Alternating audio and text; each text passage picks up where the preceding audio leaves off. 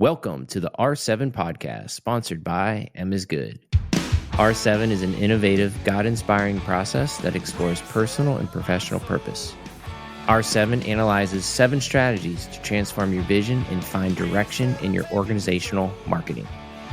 R7 establishes clarity and guidance for the gift we call life. Welcome to the R7 podcast. What a great episode we got coming up. You know, as we talk about R7, we've got the destiny, vision, strategy, brand, communication, praying about steps 1 through 5, and then step 7, take action. And today, our host, Dave Bennett, you're going to introduce our guest, here in a second. But today we're going to talk about vision and the structure of vision, the how to create a culture of vision, how many words you should use in vision. We're going to get into vision today. I am super excited about meeting another expert in this world of vision. Heck yeah, man. Well, I'm excited today too. I'm so excited. If you're watching this, I'm wearing my brand new black R7 hoodie, thanks to Mr. David Aloysius Jones. Thank you, sir. You're welcome.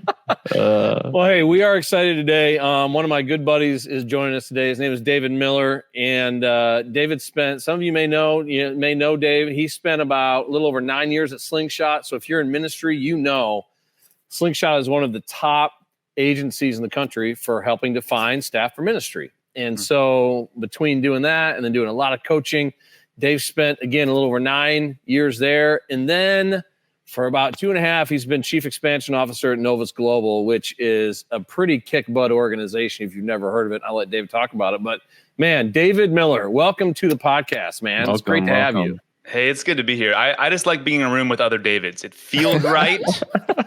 Feels like the way that I like to live my life. So this is good. Yeah. It's absolutely perfect. It's perfect, man. So for a second here, before we get into it, talk about what you're doing at Novus, man. Yeah, Novus Global, it's an executive coaching firm. And so we've got 42 coaches all across the world, mainly in the US and Canada. We're working with everything from Fortune 500, clients and like CEOs and really C-suite there. We're working with like international clients, as well as like professional athletes. You're catching me as I just got off of a meeting with LAFC, so like the LA Football Club. We were doing a training there for their team just a few days ago, and it's just been a blast, man. Like everything seems to come together really well. From what I was doing at Slingshot to then coming into this space has been a blast. Awesome. Go ahead, Dave. Yeah, so that's awesome. What would you say is like a high and low of your day? Yeah, I mean, it's a good question because I can take it a couple of directions.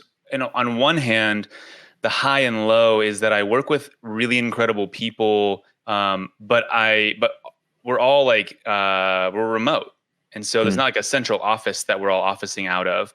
And so I get this like amazing these like shots in the arm of culture, and then I'm kind of sitting in my home office and going, oh, I wish we were still in that conversation. Or I wish I could walk down the hall and talk to somebody. And, so I think that I could go that direction in like the high and low of it. Mm-hmm.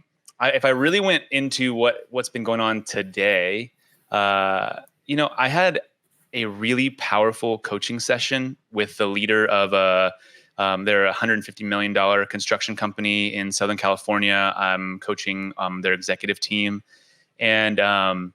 And today was a little bit of that, hey, we're veering away from the vision that we've agreed to and starting to ask some pretty tough questions that were met with a little bit of that deer in the headlights with the person that I was coaching. And we got to an incredible place, but there's like this heavy lifting that happens within that sacred space of coaching where it's like, I'm not here to tell you the answer, but I am here to hold your vision high. And one of the things we'll say often is in a coaching relationship, you as the client, you are not the boss. Me as the coach, I am not the boss. Like the vision is the boss, and we serve at the pleasure. And so once we've established what that vision is, of course we can pivot, we can talk about that, but that's all negotiated. That's not assumed. And I think we got into a place where the default became that there was actually a miscommunication between their, on their team. Hey, I think the vision has shifted. And so I can be I think antagonism is a really great trait of a good coach. And so in the middle of our session, I asked if I could. I texted the CEO of the company to join us on the call, so we can get clarity now, rather than waiting to see. They said I have that conversation in 2 weeks, and I was like, or we can do it now. And so he jumped on, and we did that. And so that moment, frankly, I would say was a high and a low. I mean, there's the high of the big swing, and it worked, and we had this incredible breakthrough moment, and I love that. And I think that I'm an ex-pastor, right? So I have this in the back of my mind of like, oh man, like, I had a big swing and I might have connected. And so I hope he's okay. Right. More ego than vision. So That's beautiful, man. I'm really excited to talk to you today because for the last 23 years, I've run M is Good. And, I've been in this Christian bubble of really since 2013 of really writing a lot of different vision statements, mission statements, brand promise, core values. And so I'm really, excited to bump this theory behind off you. Yeah. And so in my space, vision is a short, portable, easy to understand, memorable, inspiring statement. It's 7-11 words, no conjunctions. Yeah. It's something like I kind of treat as a billboard driving by the road, and that comes out of Habakkuk 2:2, where Habakkuk's on this watchtower, and he's upset with God, right? And he's sitting there, he's okay, God, I'm just gonna sit here and wait. And God responds and says, "We'll write the vision on tablet, make it plain, for a runner running by can see it and carry it with them." Yeah. And so I think about a modern day billboard, right? You got more than 11 words on a billboard. You're not gonna be able to read it as you're flying by That's right. And so when you think about vision in my space, and I love your feedback, is like, it's got to be that short, portable, easy to understand, something that gravitates and something that the culture of the organization can get behind, but also your clients, your donors, first time guests can get behind it as well. For sure. Whereas your mission is more of like the what, where, when, and how. Like, you have more time to kind of talk about it, versus vision's got to be change, yes, we can, or make America great again. Sure. What are your thoughts about that? That was a lot. What do you think? Yeah. I mean, I think like so many phrases that are out there, it has multiple definitions. And so it does depend on the way you're going to use it. And so I've been in so many really powerful, branding or mission, vision, values exercises, whether it's with churches or, at Novus Global, we have our vision, our mission statement, our vision. And we walked through that with an agency, right? Or we walked through that with someone that really facilitated that. And they had the same. Here are the rules of, it's a game. What you've done is you've established the rules of a game someone gets to play in order to move closer and closer to clarity. And that's wonderful. And then, right, in your world, I like the way you're wording that. In your world, then it's the leadership, you and your team leave, and the leadership of that organization now has to carry that billboard or banner and really lean in. So at Novus Global, I mean, we do our global meetings. So every Wednesday, everyone from all over the world gets on a Zoom call. And the beginning of it, we go through our vision. Hey, this is the vision around here, and we are constantly talking about it. And so everyone can recite it. But gosh, the amount of organizations, companies I've worked on or now in this capacity worked with that have no idea what the vision statement is, right? It's a thing that they remember working on 2 years ago when they were at that offsite, and now this, right? So I like that as the exercise, and then the follow-up is what makes it powerful, which is like, now will you actually say it? Will you actually use those words that we crafted, or was that like a cool exercise that we got to kumbaya around the fire together? And so that's the first piece there. Moving into the way that a coach often will use vision. Now, I have heard coaches that will use, hey, here are the parameters. So like I have a friend who he'll say, what are your 2 words? He'll actually boil the whole thing down to 2 words. Your vision is these two words are going to describe you. And so there's so many ways, and it's whatever makes it the most sticky is what I'm into. But for us, our definition, and I'll say it out here, is we believe that having a clear picture of the future ignites passion in us and others. Mm. And so it really is. I don't have a here's how long it needs to be. I'm gauging for, does this light you up? So sometimes people come into a session or come into the beginning of a coaching experience with us, and they're like, yeah, my vision is to grow by 10%, and then I want to do this, and we'll go, all right, man, yeah, cool. Tell your face, you know what I mean, like that you're excited about it. Like I don't understand, like that's not. You don't seem interested at all in what you just said. Right. That doesn't seem to ignite passion. So as a coach, I'm consistently trying to move people toward, hey, is this going to draw something out of you that wouldn't in just the normal everyday function of what you do? And once we get there, it's pretty clear when you get there in the coaching setting. Once you get there, now all of a sudden we're going from, okay, here's the vision, here's reality. Everything we're coaching in is the gap. Mm-hmm. So we have to be very clear in where things are now and very clear in where we're headed. And if those two things are clear in the beginning of a coaching relationship, everything else is, we're looking at, again, this like strategy mindset that could be getting in your way. Where is the person you are now getting in the way of where you're going? That's where we want to live. I want to go back to something you said, because I was actually laughing to myself there, and you guys can tell with my eyes just kind of watered a little bit. I was almost like emotional tears, because early on when I discovered the portability of vision, I was in this happened to me for about a year. I was just really immature about it, but I was in with a bunch of pastors on 3 or 4 different occasions, and I had asked them what their vision was. Yeah. And they were like, hey, they're pointing to their administrative assistant, can you go get that brochure? Get the document. Go get the document. And I just came out with it. I was like, sorry, pastor, but that's not vision. You don't have any vision. Right. And that was like the wrong thing to say. That's why I was like, the meeting was over at that point. Did you get fired? They're like, what do you mean you don't have vision? You don't tell a pastor he doesn't have vision, And here's what's fun. I'll call it, you're exploding dynamite. Now there's a time for it, right? But in my mind, that's where the meeting begins, right? It's like the moment that we find that thing that you think is true, but when I dig into it a little bit, we start to realize, actually, maybe you've bought your own hype for a little while. So I remember being this happened a couple months ago. We were with an international brand, huge golf brand, and I'm meeting with the president of the organization, and he's interested in getting coached.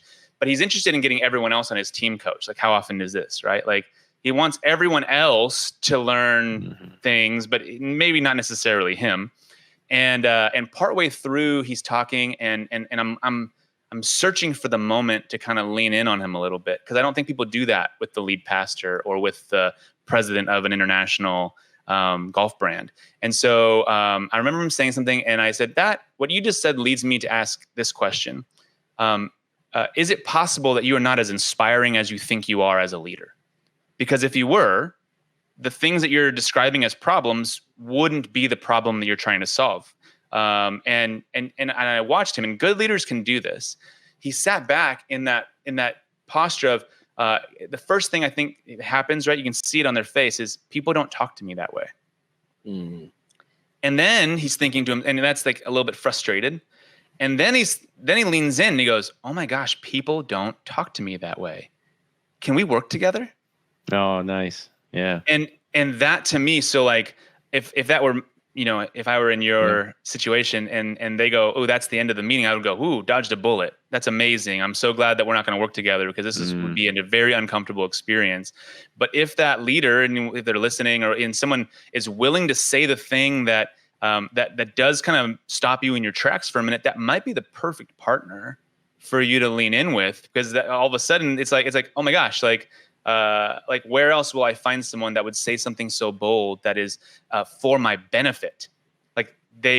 You want him to have a strong and clear vision, and it is for his benefit to hear that and to go, thank you for saying that. That's great. Let me ask you this. So I say this often. There's 3 problems with vision. 1, you don't have it. 2, you don't believe it. And 3, you're not communicating it. Yeah. So what do you think about that? When in your relationships, you're dealing with much large organizations in your I don't know, your day to day or week to week. Like you're thinking like how many of in those three criteria they don't know what it is, they don't believe it, and they're not communicating. Does it happen often?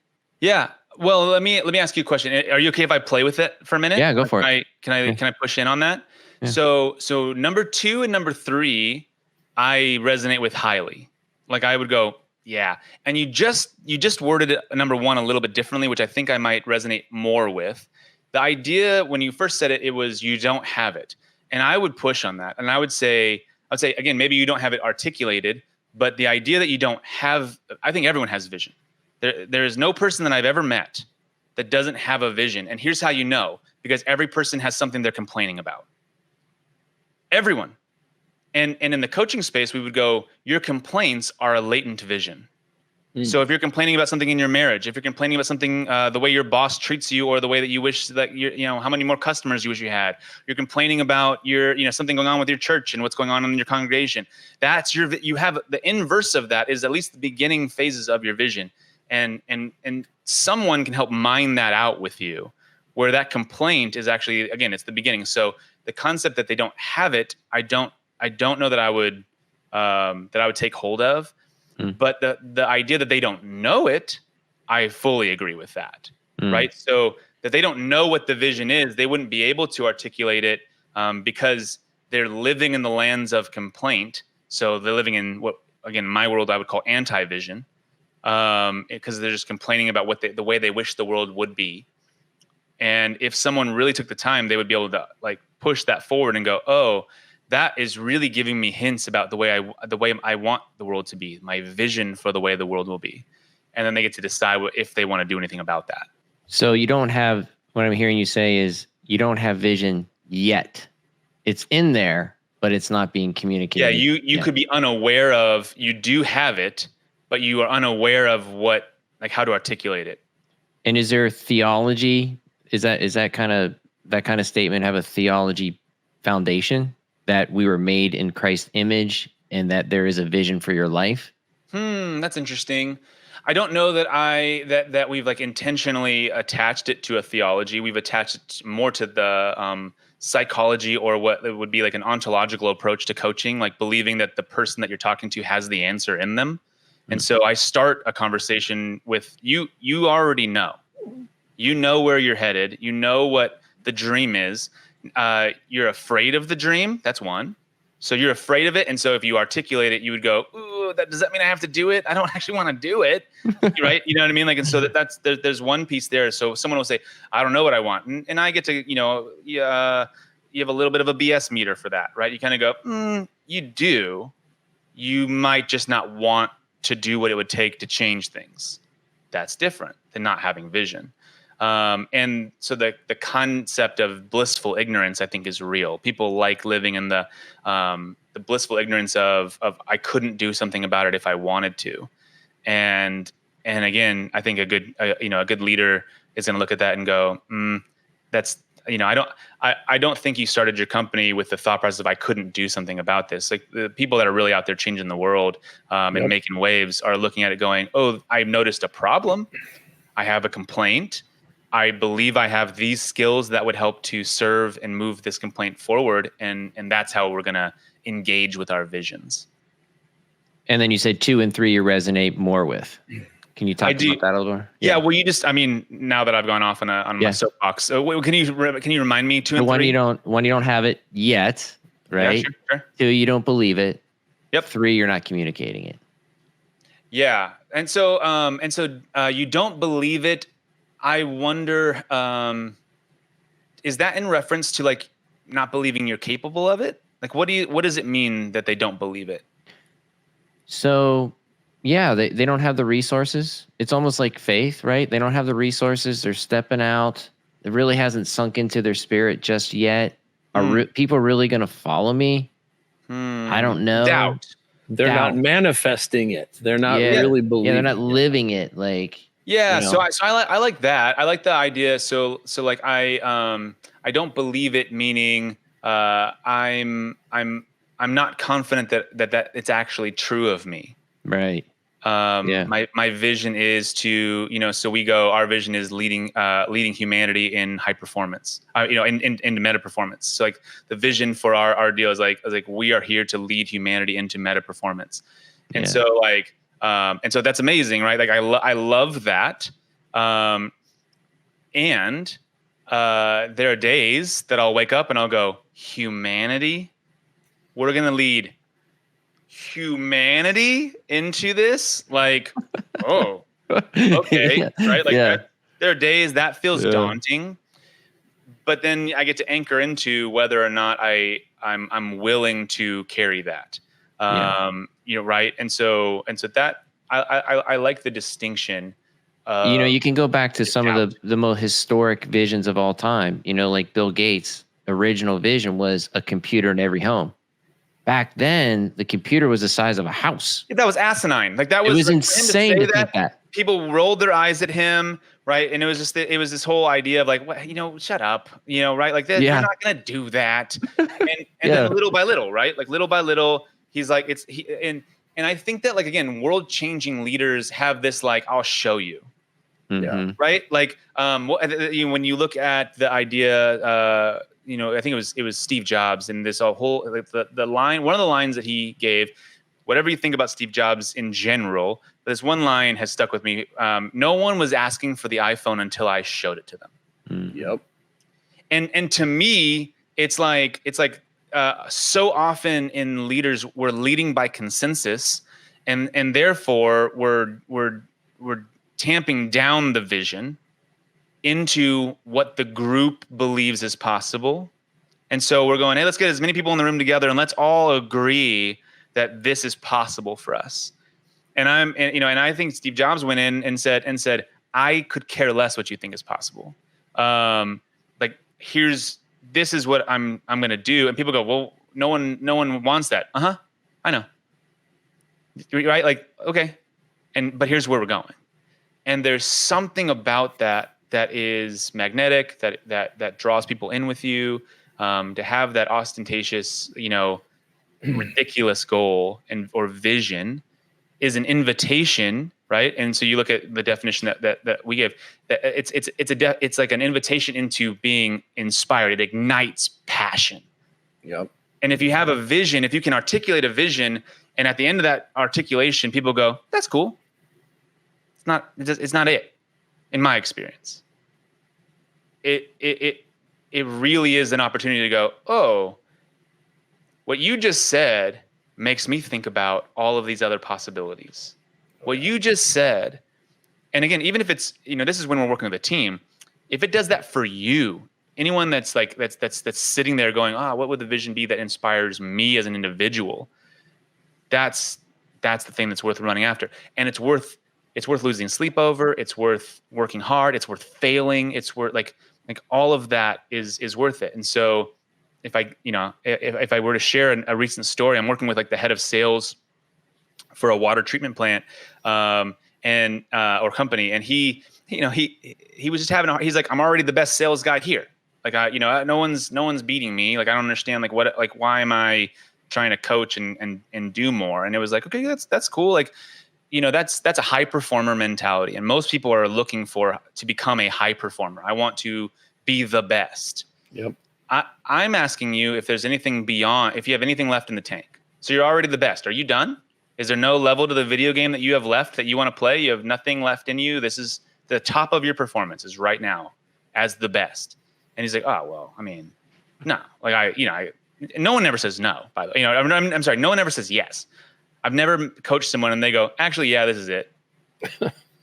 Right? Like, that's stupid, right? We're coaching professional athletes that just won the divisions and did the things. And then we ask them that question. They go, oh yeah, man, no, I got a lot more in the tank. We go, right.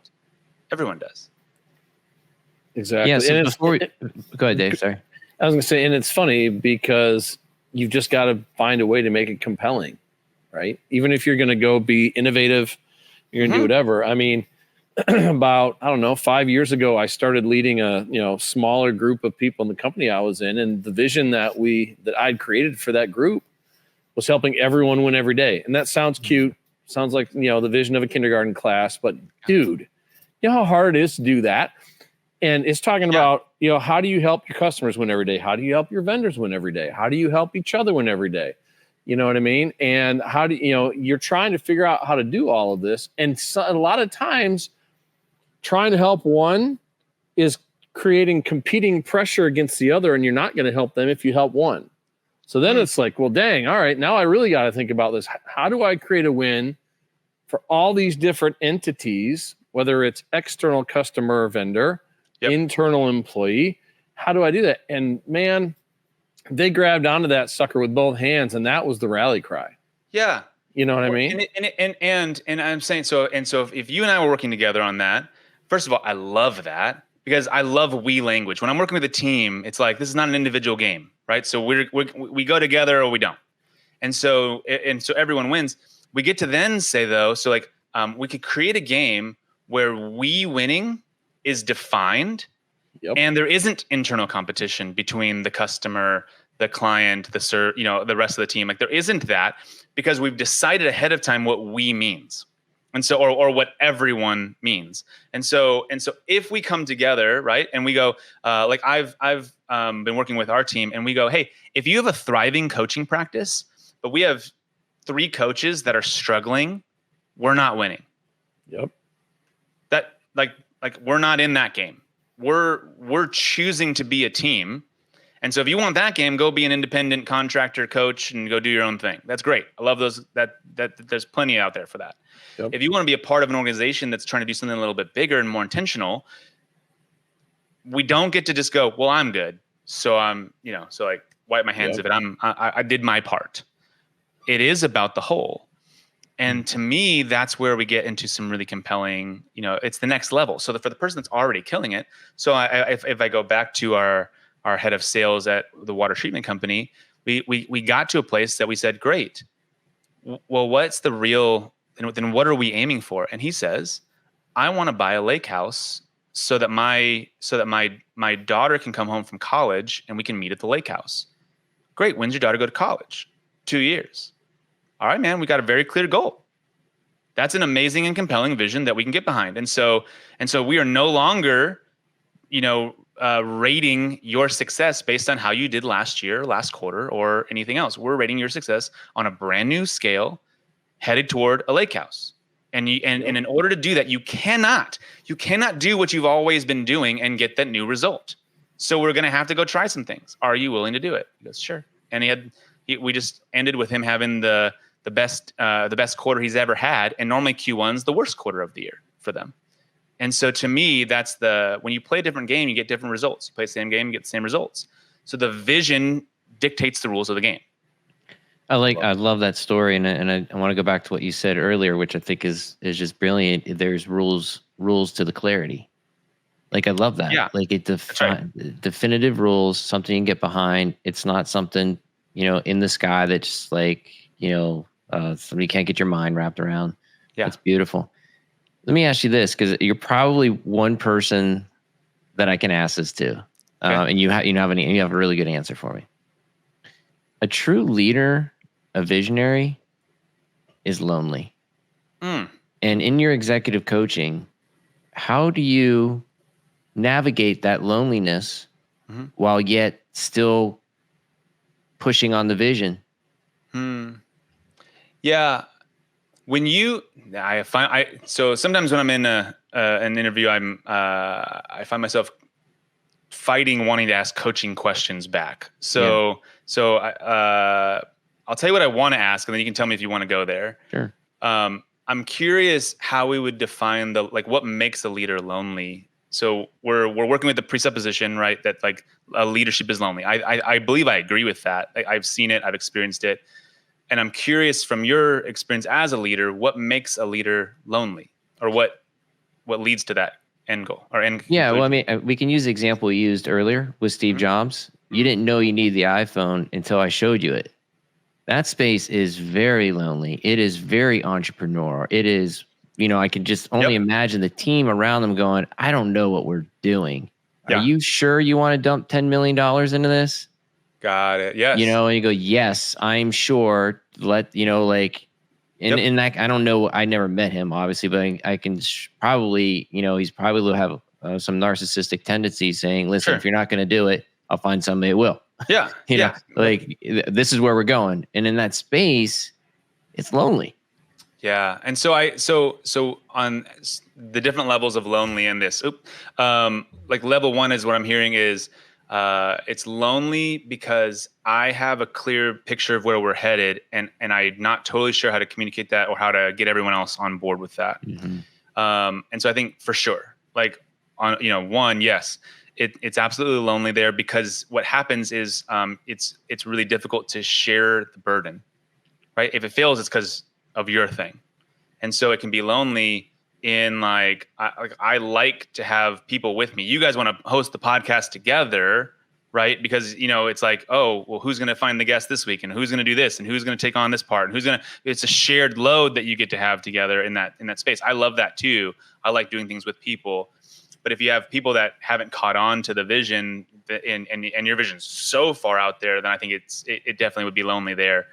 I think leadership can also be lonely because, and we talk a lot about this within like a lot of modern psychology and like workplace, is there's a power inequality. And so if I am my best friend's boss, that can be really lonely. Right. And so I've had plenty of, I love doing things with my friends, but I'm normally one of the leaders in the group. And so I've had plenty, even at, through my time at Novus, that they're on the team, but they have a complaint about our culture, or they have a complaint about something that they wish was another way. And as a leader, I get to decide, are we friends and we just have room for us to complain to each other? Or are you expecting me to do something about it as your leader, as your supervisor, as the one who has the vision? And it can feel very lonely where, who can I talk to when I have a complaint? Right? Like who are the people that I get to kind of bring into this space? And so I hear a lot around with kind of the complaint with leaders often is that people just don't understand. They don't understand the day-to-day of what I'm doing and the weight that I'm carrying. And my friends and my employees become my critics instead of becoming my co-laborers. Mm-hmm. And I think that is incredibly lonely. Like, absolutely. The reason I was asking that question because I've this happened right back in 2013, 15, where I was really just pushing on vision and getting around some very strong Christian entrepreneurs.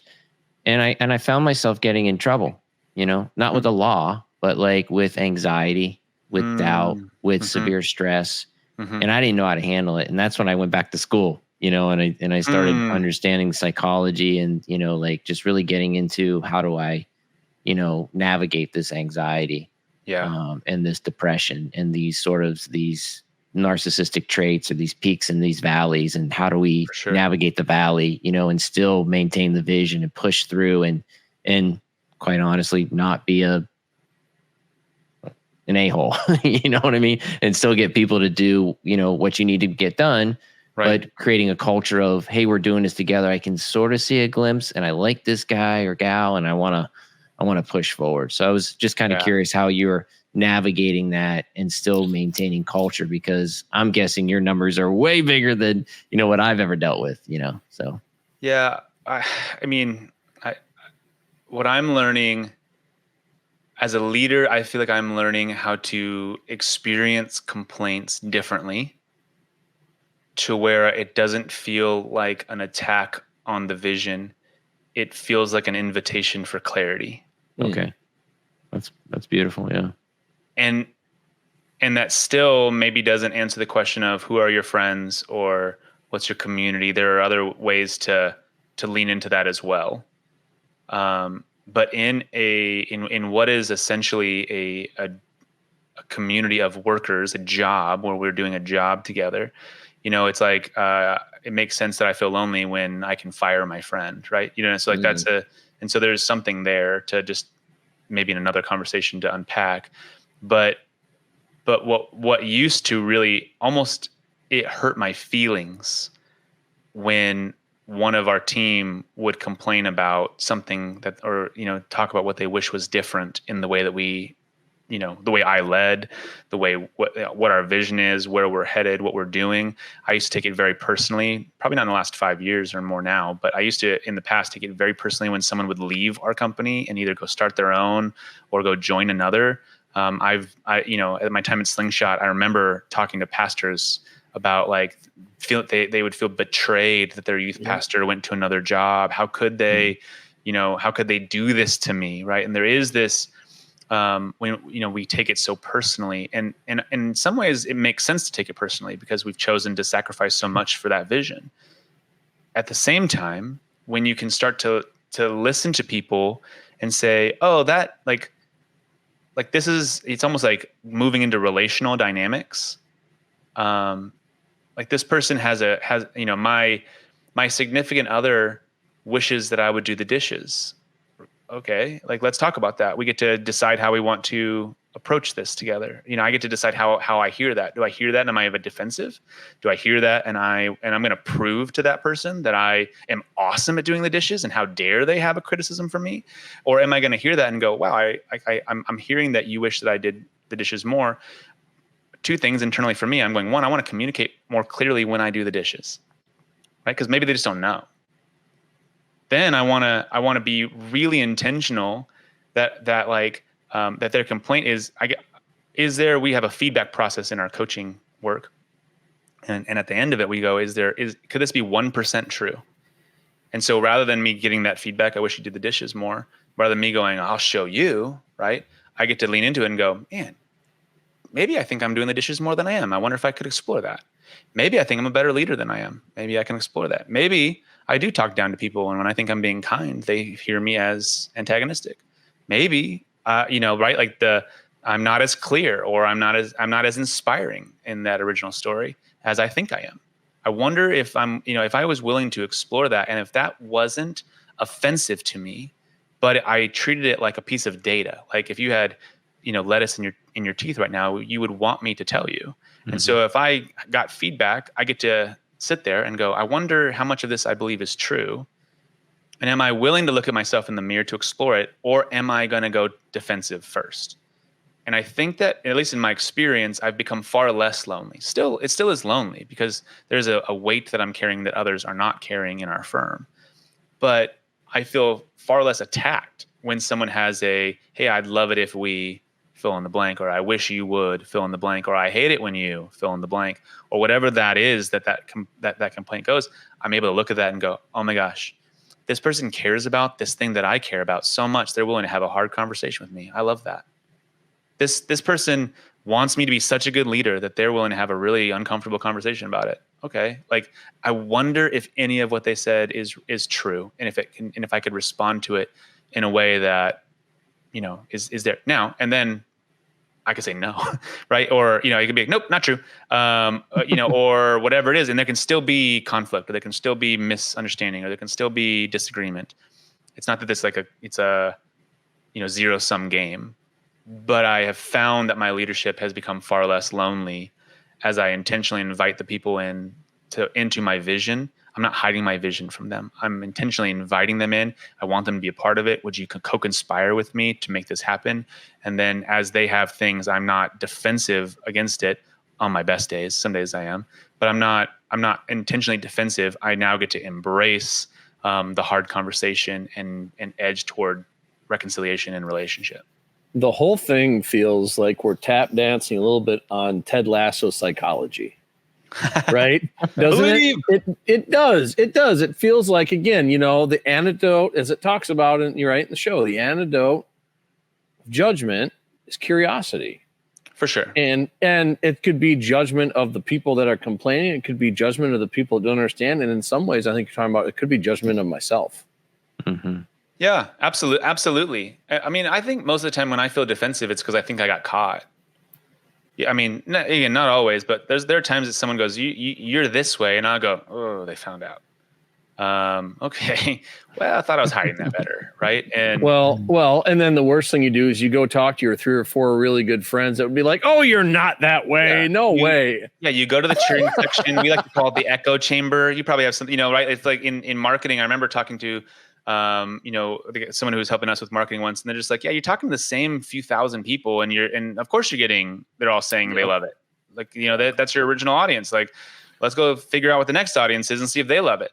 Right. And so, there is like a, confirmation bias to that of going, well, the people that I want to talk to me, I tend to surround. It happens in churches often, right? Like the elders are the lead pastor's best friend. Well, maybe that makes the elders meetings more enjoyable and probably not getting the truth all the time. And so there can be both and to, the power of it. That pastor's probably less lonely, and maybe not seeing all of the things that they're capable of the way that they could. Yeah.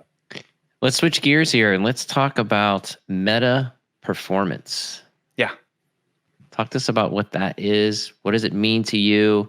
Mm-hmm. And did you have the name first before Meta? Yeah, Zuckerberg. Come on. We did. So the idea of it's not meta as in like, again, the deal. It's metamorphosis, and the concept is.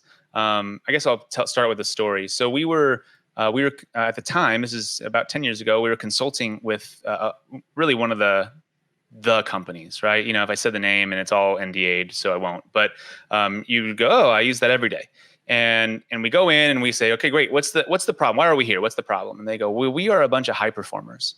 And, our team looks back at them and goes, so what's the problem? Because isn't everyone trying to be a high performer? And they go, well, they start laying out a high performer. There are some problems with high performance. The high performer is used to winning. So they don't put themselves in a position to lose very often, or to be new at the thing, because they're used to being the best, and that is kind of a drug. We get it in us. We want to stay on that high. A high performer isn't is like defensive. The moment that we talked about like feedback, and we talked about feeling lonely, a high performer, if someone comes in and goes, well, you go, do you know who you're talking to? Do you know how many people attend my church? Do you know how fast I run? Do you know, right? Like, how many customers we have? Like, how could you say that? I'm already the best. And so we started asking this, really a series of questions, but the idea of meta performance is a core question. And it's, what is after high performance? What comes after high performance? What comes after arrived? And so it's not meta as in the company, but it's metamorphosis. It's ever changing. It's a summitless peak that we get to constantly look and say, hey, I'm here now. What's over there? And we're constantly moving into the next iteration of who we are, and the next gear. We'll use gear, more weight on the bar, level of the video game, right? As concepts. And this is one of those games that never ends. It's live, or when it ends, it's over. And so at every level, you get to decide. Now, do I coast here now? Am I just always this guy from this point forward, or do I have more in me? And so meta performance is the intentional act of chasing the next level. And do you feel like there's inspiration, but yet humility in that definition and working in that environment? Yeah, I think that there's an invitation for both, for sure. Okay. And so because the invitation, right, is to go in. And so, look inward. And again, we switch the question a little bit. Most coaches or leadership consultants or people that are out there are going to say, what do you want? Right. So they're coming in, they're going, what do you want? We're going to help you get what you want. What I'm doing when I come in, my team, we're coming in and we're going, what are you capable of? It's a very different question. Mm-hmm. Because what you want might be comfort. What you want might not be good for you. What you want might fill in the blank. What are you capable of invites us into a brand new story. And we have this fundamental leadership concept that we believe in, that we say every leader is woefully underestimating what they're capable of. Every leader. Whatever you're doing right now, you're woefully underestimating what you're capable of. In the same way, we believe that every team is woefully underestimating what they're capable of together. And so that's where, I think there's inspiration to that. The humility comes when people start realizing I can't do it alone. Yeah. The humility comes when people start saying, I'm willing to play a different game that I'm not already great at. I'm willing to make a fool of myself in order to get different results and to move into this next layer of the game. And so one of even my own personal transitions, and there's so much story behind it. I was at Slingshot Group for almost 10 years. I love that team. Mentors. I mean, Stan Endicott is a mentor of mine. We talked just yesterday. And as he was retiring, as the leadership was retiring, there were questions of so what's next here? What are we going to do? And I remember thinking to myself, on one hand, this has been a really fun ride, and I could do this until I retire. And it would go great. I would make decent money. I have a great reputation. I would never want for clients. I could just coast from here and we'd do great. Or I can go to this industry that I have no business being in, right? Like we're coaching mayors of cities. We're coaching, again, professional athletes. Now you don't see my entire frame here, but I am not an athlete. And so, but I was just with LAFC, right? Like sitting with that team and walking them through these concepts.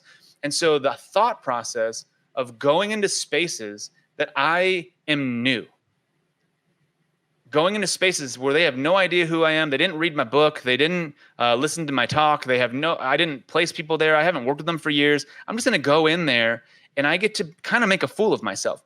I went back to my own school. I had helped write some like coaching curriculums at Slingshot Group.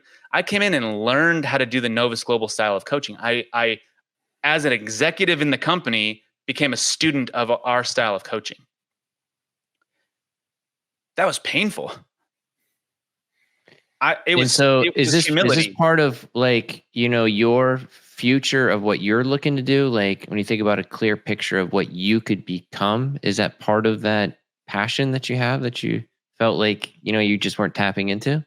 Yeah. In a lot of ways, there was a piece of me that was like, I wonder what would happen if I were to venture out on my own, or with a new team, right? I wonder what would happen if I took some of what I've been learning through 13 years of pastoral leadership and 9 years helping to coach and train and place leaders in the nonprofit Christian world.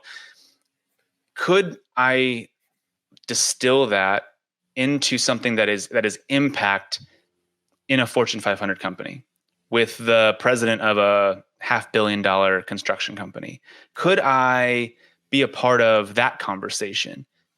Do I have that gear in me? And slowly started realizing, oh wow, that's working. And so now I'm even looking like with our own coaches, like I'm constantly looking, okay, what's the vision for this year? I have my financial vision. I have ideal clients that I have no idea how I would ever get access to, right? But I'm looking at it going, oh my gosh, if I were to close my eyes and wake up in the morning and I were coaching the person that I wanted to coach, this would be so inspiring to me. Like this would ignite passion in me in a brand new way. That's really, really fun to think about. So yeah, it absolutely has been my personal journey of chasing that. I appreciate you taking us there. Go ahead, Dave. Hold on. We need to ask this question because if I was listening to this in my car, I'd be like, time out, Miller. We're good. I just want to go there real quick. Top 3 dream people you could coach. So I'm going to give you an unsatisfying and satisfying answer. Okay. I want to coach cultural influencers. And so not influencers necessarily, like not like social media influence, but like someone that if they understood it, it would change and revolutionize the worlds of many, right? So one of the people that, like, if I were to put a name is Ryan Reynolds. I would love to coach Ryan Reynolds. Now, not because he's an awesome actor and his dreamy eyes, those are true. But when I think of Ryan Reynolds, I think of his soccer team. I think of his whiskey company. I think of Boost Mobile. I think of the lives of all of those companies and the way that if he understood meta performance and if he lived it in such a way that then permeated all of those different spaces, that people would pay their mortgages, people would get raises, more people would get jobs, people would love the environment that they were in, right? So like by influencing this one person, it has this ripple effect into so many different spaces. So that's like one of the first people that comes to mind for me. I love the idea of coaching individuals that own multiple companies. Mm-hmm. And because again, I just think that it's a drop that then will permeate. Sure. That's awesome. Yeah. That's awesome. All right, Jones, we got to find Ryan Reynolds for our boy here. Yeah. That'd be cool. So if I just want to kind of bring it back to our audience a little bit here, if you're a husband-wife duo, you got a vision from the Lord, whether it was last year, this year, or maybe last night, and you're getting ready to start your ministry, and we've been very adamant on this podcast about, starting with the destiny, which is, is to glorify the Lord with your talents and your abilities. That is where we're at. That is our destiny. And then what does the vision of that look like? Where do we begin? We begin with vision. And so you, David Miller, being an expert in this area, working with very large companies and entrepreneurs, successful organizations, what would you say to that ministry couple? Maybe it's not a couple, maybe it's a single guy or single gal, and saying, you know what, I want to start this because I feel this passion in my heart and I want to go for it, but I got a whole lot of vision and I don't have a whole lot of money. Where do I begin? Yeah. I think the first thing is write it down and make sure that you can articulate the vision. Mm-hmm. So again, whether that's for marketing, whether that's for, to be able to share with others, but that it is something that you can look at on a regular basis that is very clear to you what that vision is. I think that's one of the places to start. That humanity drifts to comfort. And so you will drift into just doing what you would do without the vision if you let it. Then I think it's surround yourself with people who won't let you. So if that's friends, if that's family, like people that, again, you think of, all throughout scripture, it's like, I need someone to come up. I'm Moses. I need you to come up and hold my arms up. Right. Like there is something about, being surrounded by people that get the vision at least enough to walk with you and to say it's worth something in that space. I think that matters quite a bit. And so even though we use the example of Steve Jobs or of Microsoft or whatever that is, there were people that were funding it. There were people that were, if only for the mad genius of it all, people wanted to be in the room, whether they actually understood what was happening or not. And so there is something about surrounding yourself with people that you want to lean into. And then again, for me, it is keep coming back to it over and over and over and over again. Be clear. I mentioned it earlier. Be clear what the gap is between the vision and reality. I think oftentimes people have a vision and they will shy away from reality because they think that reality will take away from my vision. And I just think reality gives you a starting point as you are moving toward a North Star. So those two things are so important to go in conjunction with each other. And the moment that you get like bogged down by the but I can't, or I won't, or I'm not sure, or all of those different pieces, you get to relook at the vision and relook at the reality that you have and how you're going to move forward. That is powerful stuff there. Thank you so much for that. That's good stuff. Dave, I'll give you the final word. Man, there's a lot that went on today. There's no doubt about it. I think at the end of the day, one of the biggest things to take away from here is clarity and commitment. I mean, you've got to get clear about what your vision is, about where you're going, and you have to commit to what that is. Don't just dabble in it. Don't put your toe in it. You got to go all in. And and I love what you said, Miller, even if you feel you're at the top of your game, are you done? Is that it? You're good? Or is there a lot more that's out there? So I just want to encourage everybody, no matter where you are in that spectrum, there's more, and having a clear vision helps you do that. That's good. Awesome. All right. Thanks again, Dave, for being on the podcast. This was super powerful. I'm going to go back and watch this for sure. So for those of you out there, we will see you next week. Thanks again for joining us. I want to give special thanks to our sponsor, M is Good. Want to learn more about M is Good? Go to misgood.com. Join us again next week as we continue to uncover the secrets to success with faith-based testimonies and the power of R7. Remember, destiny awaits, but time does not.